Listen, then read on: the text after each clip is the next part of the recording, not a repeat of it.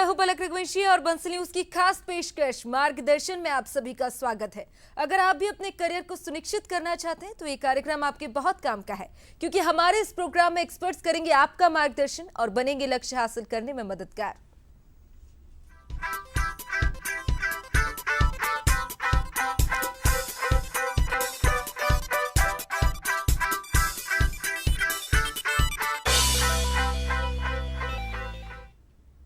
हमारे इस खास कार्यक्रम मार्गदर्शन में हम उन लोगों से आपको रूबरू कराते हैं जो शिक्षा के लिए बेहतर काम कर रहे हैं, छात्रों के मन में करियर को लेकर उठने वाले हर सवालों का जवाब देते हैं और कैसे शिक्षा का स्तर बढ़े इसके लिए कोशिश कर रहे हैं। मार्गदर्शन की इस खास पेशकश में हमारे साथ सिवनी मालवा से दीपाली अवस्थी मौजूद है, जो Tagore public higher secondary school की प्रिंसिपल है। साथ ही हर्षा यादव जो मैथ्स की स्टूडेंट है और रेखान किताब यादव जो कॉमर्स की स्टूडेंट है। आप तीनों का हमारे साथ जुड़ने के लिए स्वागत है। धन्यवाद। दीपाली जी, सबसे पहले शुरुआत मैं आपसे करूंगी। आप Tagore public higher secondary school के प्रिंसिपल हैं, तो सबसे पहले आप अपने स्कूल के बारे में बताइए, किस तरह से बच्चों को वहां गाइड किया जाता है, किस तरह से कमजोर बच्चे और जो अच्छे बढ़ते बच्चे उनके बीच में बैलेंस रखा जाता है। सबसे पहले तो मैं टैगोर का मीन्स आपको बताना चाहूँगी। Tagore, T for talent, E for education, G for growth, O for optimistic और आर फॉर रिस्पॉन्सिबिलिटी और ई फॉर एम्पावरमेंट।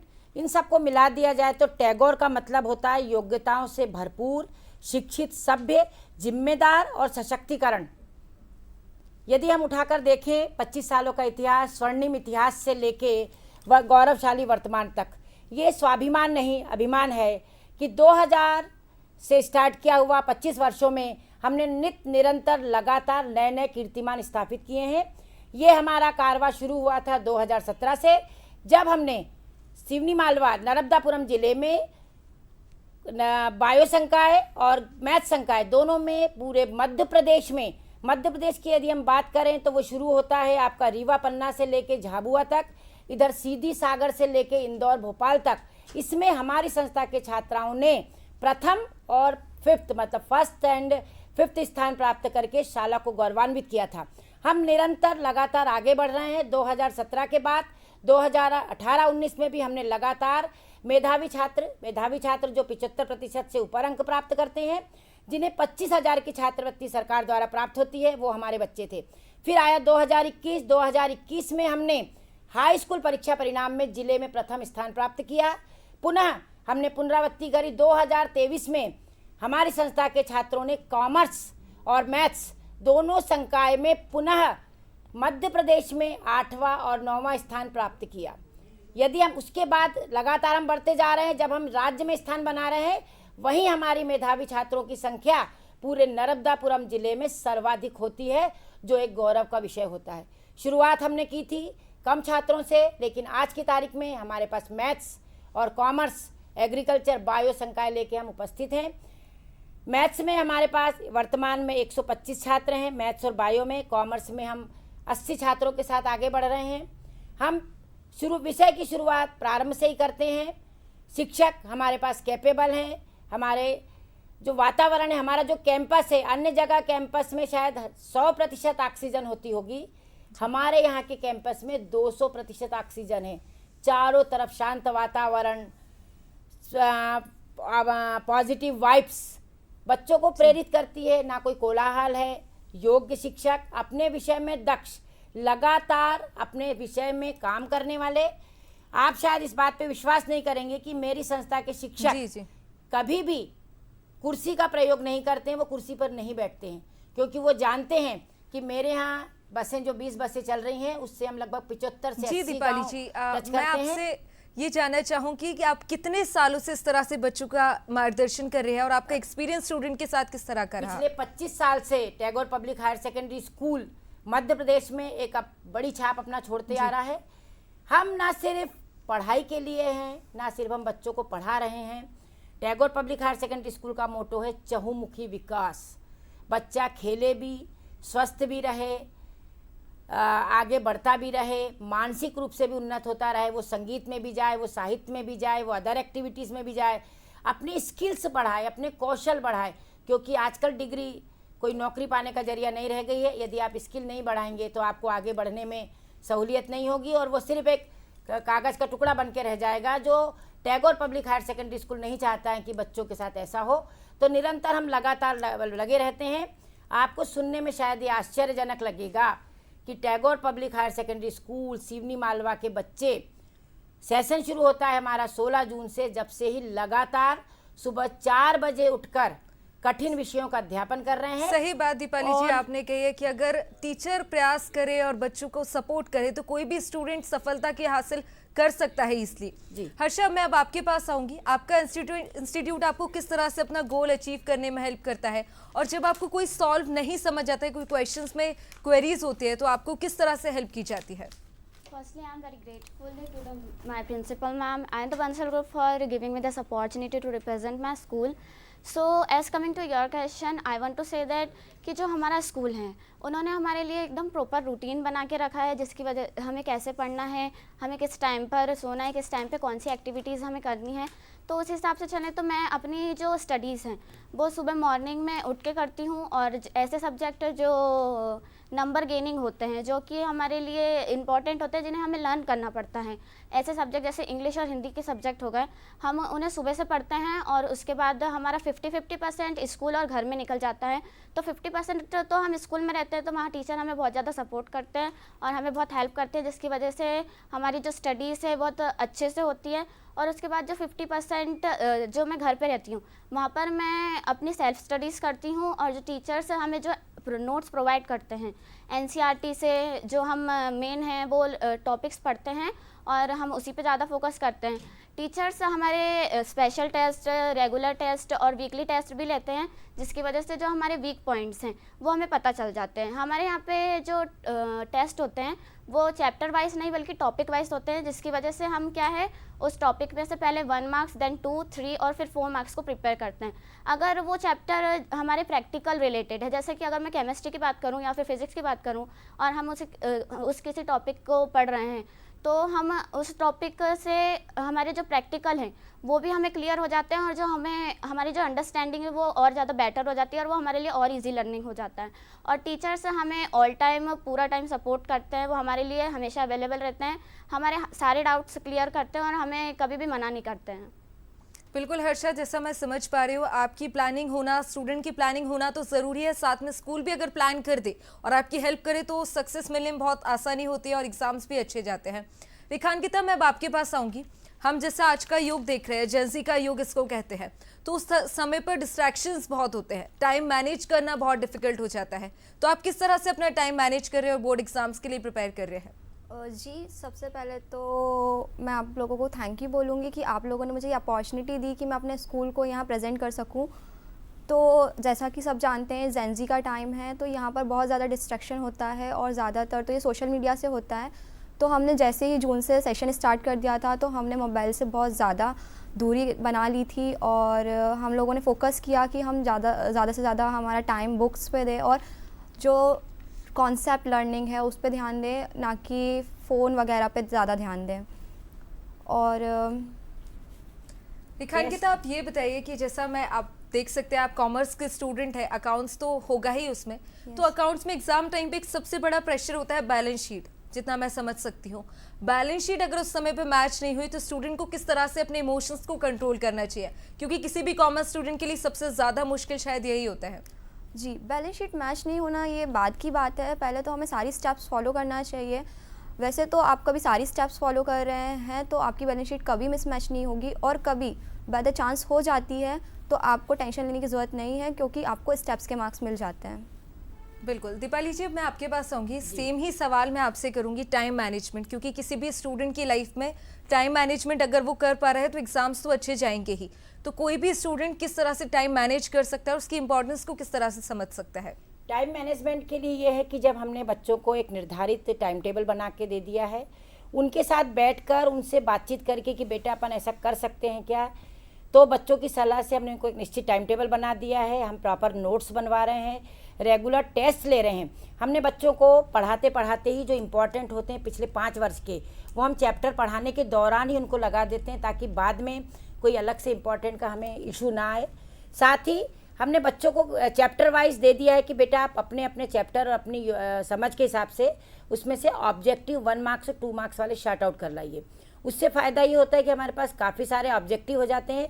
जैसे आप जानते हैं कि बोर्ड एग्ज़ाम में लगभग 32 मार्क्स के ऑब्जेक्टिव आते हैं, तो यदि चैप्टर वाइज बच्चा ऑब्जेक्टिव को क्रैक कर लेता है तो उसको काफ़ी सहूलियत होती है परसेंटेज बनाने में।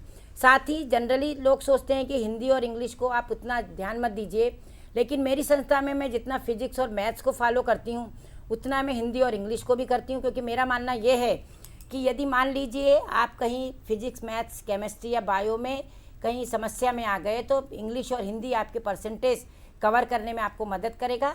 ऐसे ही 10th में भी लोग हिंदी, संस्कृत को ऐसा बोलते हैं कि भाई ये तो हो जाएगा, लास्ट मोमेंट पे कर लेंगे, लेकिन सोशल, साइंस, मैथ्स और इंग्लिश को कवर करने के लिए आपके कॉन्फिडेंस लेवल को बढ़ाने के लिए नंबर सिर्फ एक नंबर नहीं होते हैं, वो आपका कॉन्फिडेंस लेवल बढ़ाते हैं, आपके काम करने की क्षमता को बढ़ाते हैं। इसलिए बच्चों को हमने कहा है कि बेटा सारे विषय को एक जैसे लेना है, छोटी छोटी बातों पे ध्यान देना है, 1 नंबर से शुरू करिए, धीरे धीरे आगे बढ़िए, कहीं कोई दिक्कत नहीं आएगी, बहुत सरलता से आप काम को कर जाएंगे।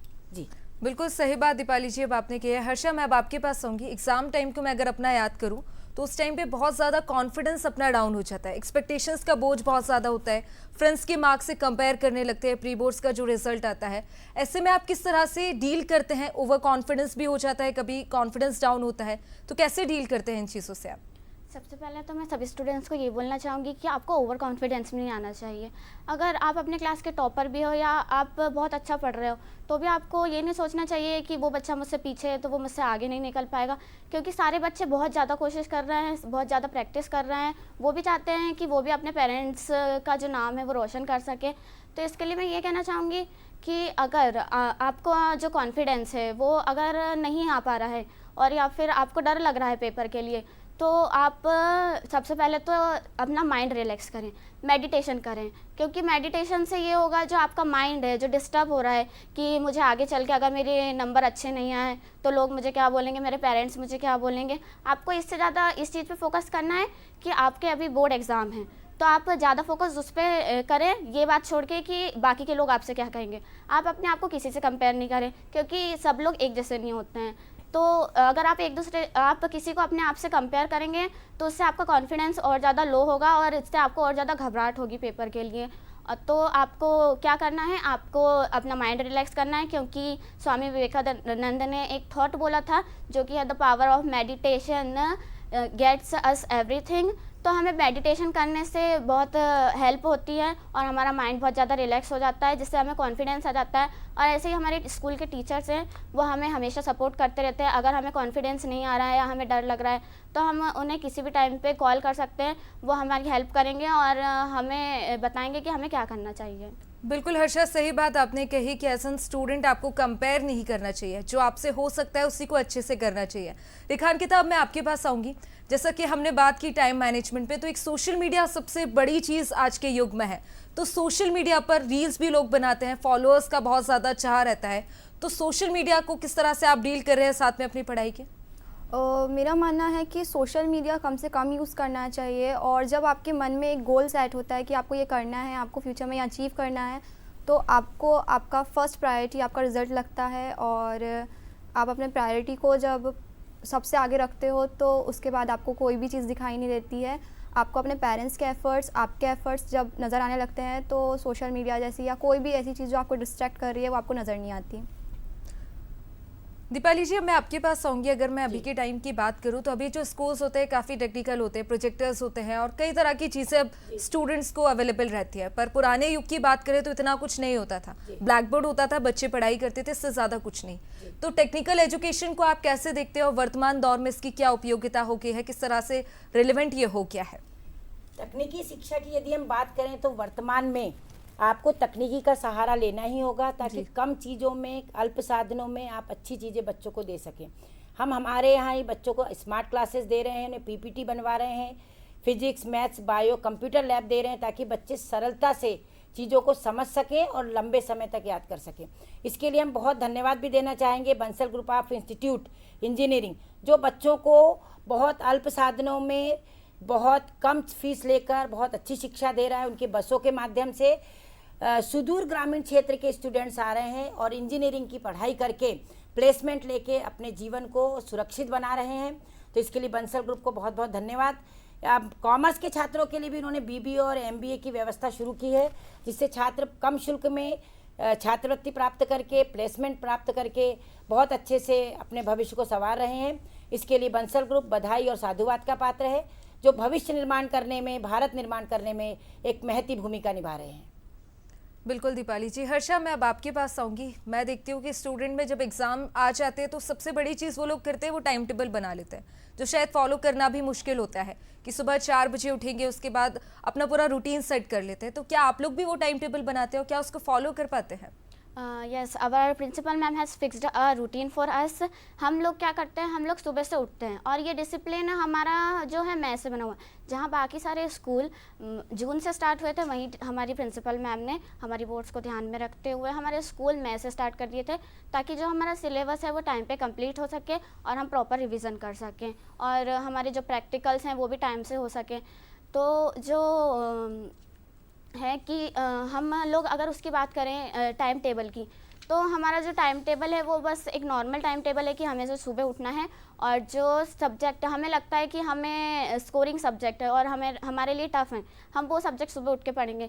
क्योंकि हमारा मानना है कि जो चीज़ हम सुबह से पढ़ते हैं वो हमें ज़्यादा टाइम तक याद रहती है। उसके बाद अगर हम डिसिप्लिन में नहीं रहेंगे, सबसे ज़्यादा चीज़ तो डिसिप्लिन है। अगर हम डिसिप्लिन में नहीं रहेंगे और रेगुलरिटी मेंटेन नहीं करेंगे, तो वो टाइम टेबल हमारे लिए कुछ काम का नहीं होगा। ऐसे बहुत बच्चे होते हैं जो टाइम टेबल बना लेते हैं, दूसरे बच्चों को देख के एक तो वो टाइम टेबल बना लेते हैं, लेकिन वो उसको फॉलो नहीं कर पाते हैं। ये बहुत मुश्किल हो जाता है। तो टाइम टेबल बनाने से ये मतलब नहीं होता है कि आप टाइम टेबल बना लोगे तो आप टॉप कर जाओगे या फिर आपके अच्छे मार्क्स आ जाएंगे। आपको उसको फॉलो करना पड़ेगा, आपको कंसिस्टेंसी से उसको फॉलो करना पड़ेगा। और जो आपको लगता है कि आपके लिए स्कोरिंग सब्जेक्ट है, आप इसमें डाउन जा रहे हैं, तो आपको उसको अच्छे से पढ़ना पड़ेगा। उसके बाद जो टीचर्स हैं उनसे आपको कंसर्न लेना चाहिए कि आपको क्या पढ़ना है। अगर आपको नहीं समझ में आ रहा है कोई सा टॉपिक, तो आपको टीचर से हेल्प लेनी चाहिए उसके लिए। बिल्कुल हर्षा, सही बात आपने कही, बहुत अच्छी बात कही कि टाइम टेबल बनाने से कुछ नहीं होगा, उसको फॉलो करना ज़रूरी है। दीपाली जी, अब मैं आपके पास आऊँगी और आपसे जानना चाहूँगी कि शिक्षा के क्षेत्र में बंसल समूह के योगदान को आप किस रूप में देखते हैं? जैसे मैंने अभी बताया कि बहुत सुदूर क्षेत्रों से बंसल ग्रुप की बसें जा रही हैं, और ग्रामीण क्षेत्र के वो बच्चे या पेरेंट्स जो सिर्फ इंजीनियर होने के सपना ही देख पाते थे कि मेरा बच्चा इंजीनियर बन पाएगा, उसको बंसल ग्रुप पूरा कर रहा है। बच्चे आ रहे हैं, पढ़ रहे हैं, अपने प्लेसमेंट के माध्यम से अपने भविष्य को संवार रहे हैं। कॉमर्स में भी एमबीए और बीबीए में बच्चे आ रहे हैं और अपने भविष्य को संवार रहे हैं, अपने जीवन को आगे बढ़ा रहे हैं। बंसल ग्रुप सिर्फ शिक्षा के साथ साथ हम देखेंगे, शिक्षा के साथ तो स्वास्थ्य में भी है, निर्माण में भी है, खाद्य में भी है।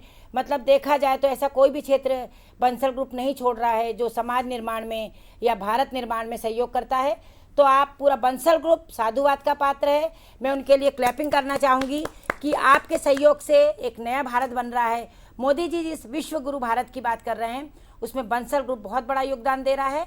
ये एक बहुत अच्छी बात है और बच्चे इसका फ़ायदा भी उठा रहे हैं। इसके लिए आगे बच्चे बढ़ते रहें, तकनीकी शिक्षा का लाभ लेते रहें और पढ़ते रहें। आप अपनी स्किल्स डेवलप कीजिए, आप सिर्फ डिग्री इकट्ठी मत कीजिए। आपको आता क्या है, आप में हुनर क्या है, इस पे बात कीजिए। आप अच्छा खेलिए, आप संगीत में जाइए, आप साहित्य में जाइए। आप जो निर्धारित मापदंड हैं जो 50 साल पहले से बने हुए हैं, उसको छोड़ के आप इवेंट मैनेजर बनिए, आप प्रोफेसर बनिए, आप लेखक बनिए, आप राइटर बनिए, आप रघुवंशी मैम जैसे एक अच्छे टीम मैनेजमेंट वाले बनिए। तो ये सारी चीज़ें हैं जो आपको हट के कर सकते हैं। आप जो चीज़ें ट्रेंड से बाहर हो रही हैं, पेरेंट्स से भी मैं कहना चाहूँगी कि बच्चों को पर्याप्त सहयोग करें, उनकी जितनी क्षमता है उसके हिसाब से उनको काम करने दें, उनको आगे बढ़ने दें, उन्हें मोटिवेट करते रहें। बच्चे भी ये समझें, अपनी माता पिता की भावनाओं का ध्यान रखें। वो जो सपने देख रहे हैं उन्हें बताएं कि वो किस हद तक उसको पूरा कर पाएंगे। कोई लोड नहीं लें, बंसल ग्रुप आपके साथ है। इसकी तकनीकी शिक्षा, इसकी कॉमर्स की शिक्षा आपको आगे बढ़ने में सतत मदद करेगी। और ये हमारे मध्य प्रदेश के लिए सौभाग्य है कि हमारे बच्चे ऐसे इंस्टीट्यूट में पढ़ रहे हैं और तकनीकी शिक्षा को लगातार बढ़ावा आपने कही कि स्किल्स ऐड ऑन करना ज़रूरी है, डिग्रियां ऐड करने से कुछ नहीं होगा। रिखान किताब, मैं आपके पास आऊँगी।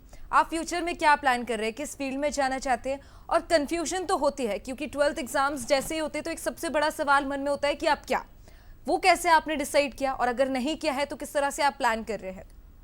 फ़र्स्ट ऑफ ऑल मैंने सबसे पहले सोचा है कि मैं सीए करूँगी, क्योंकि मेरा ये ड्रीम है कि मैं सीए करूँ, और अभी मेरी फ़र्स्ट प्रायोरिटी है कि मेरा 12th का रिज़ल्ट अच्छा आए, और जिसके लिए मैं फ़ोकस कर रही हूँ उस पर बहुत अच्छे से, ताकि मेरे लिए जो मेरी ड्रीम है उसको अचीव करना ईजी हो जाए।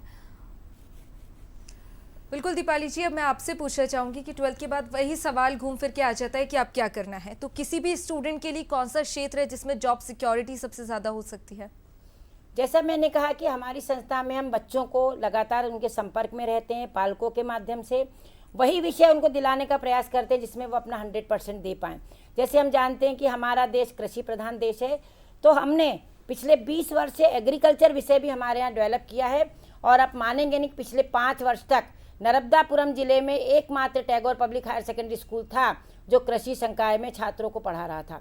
उसका फ़ायदा ये मिल रहा है, बच्चे कृषि क्षेत्र से जुड़ते हैं, नवाचार करते हैं, बहुत सारी चीज़ें सीखने को मिलती हैं उनको। हम बच्चों को काउंसलर से मिलवाते हैं, काउंसलिंग करवाते हैं, समय समय पर मोटिवेशनल लेक्चर करवाते हैं। आप मानेंगे नहीं, जो इंदौर में अभी क्रिकेट मैच हुआ था वुमेंस वर्ल्ड कप का, उसमें हम हमारी संस्था की छात्राओं को लेके गए थे और उनको होलकर स्टेडियम में लाइव मैच दिखाया था, उनको मोटिवेट करने के लिए। बच्चे जब बड़ा देखेंगे, कुछ बड़ा सोचेंगे, तभी कुछ बड़ा कर पाएंगे। भागना नहीं है, धीरे धीरे चलिए, पहुंच जाएंगे। कछुए की चाल से चलेंगे तो आप अपने ड्रीम तक पहुंचेंगे। लगातार आगे बढ़ना है, ऐसा कुछ भी नहीं है जो बच्चे नहीं पा सकते हैं। 2 लाइनें मैं दुष्यंत कुमार की बोलना चाहूँगी। कौन कहता है आसमां में सुराख नहीं होता, कौन कहता है आसमां में सुराख नहीं होता, एक पत्थर तो तबीयत से उछालो यारो। ऐसा कुछ नहीं है। जो जैन जी हैं, जैन जियों ने तो बहुत सारी चीज़ें परिवर्तित कर दी हैं। ये नई पीढ़ी है, यदि सही दिशा में चलेगी, नई मार्गदर्शन में चलेगी, शिक्षकों का सही मार्गदर्शन, माता पिता का सपोर्ट, ईश्वर का आशीर्वाद, ये सब चीज़ें यदि उनके पास रहेंगी तो बच्चे वो सब कर सकते जो करना चाहते हैं। 2 पंक्तियाँ और कहना चाहूँगी। कोशिश करने वालों की कभी हार नहीं होती, लहरों से डरकर नौका पार नहीं होती। नन्ही चींटी जब दाना लेकर चलती है, 100 बार गिरती और ऊपर चढ़ती है, मगर विश्वास रग में होता है, आगे बढ़ने का भाव हमेशा बनता है और अंततः वो अपना स्थान प्राप्त करती है। इसलिए कहते हैं कि लहरों से डरकर नौका पार नहीं होती और कोशिश करने वालों की हार नहीं होती। मैं तो ये मानती पूरा आसमान हमारा है। पंख लगाइए, आगे बढ़िए, पॉजिटिविटी के साथ, अपने स्वास्थ्य को ध्यान में रखते हुए अपनी हेल्थ बनाइए, मेंटली प्रिपेयर रहिए। कहाँ है डिप्रेशन? यदि आप शुरुआत से एक टाइम टेबल बना के चल रहे हैं, एक गाइडेंस में चल रहे हैं, एक प्रॉपर वे के साथ आप पढ़ रहे हैं, तो कोई डिप्रेशन नहीं है। सारी दुनिया आपके लिए खुली, आगे बढ़िए, अपना आसमान चुनिए और अपने आसमान को बनाइए। अपने माता पिता की भावनाओं को समझिए। और ये कहना चाहूँ कि वैल्यूज़, भाई शिक्षा दे रहे बहुत अच्छी बात है, लेकिन संस्कार और वैल्यूज। बहुत बहुत बढ़िया बात आपने कही है दीपाली जी कि अगर कोशिश करने वालों की कभी हार नहीं होती, अगर मन में ठान लिया जाए तो कोई भी एग्जाम उतना डिफिकल्ट नहीं है और सक्सेस मिलना तो तय है। और इसी के साथ हमारी खास पेशकश में फिलहाल इतना ही। आप तीनों का हमारे साथ जुड़ने के लिए धन्यवाद और अब दीजिए इजाजत। नमस्कार। ताज़ा अपडेट के लिए बने रहिए पंसल न्यूज के साथ।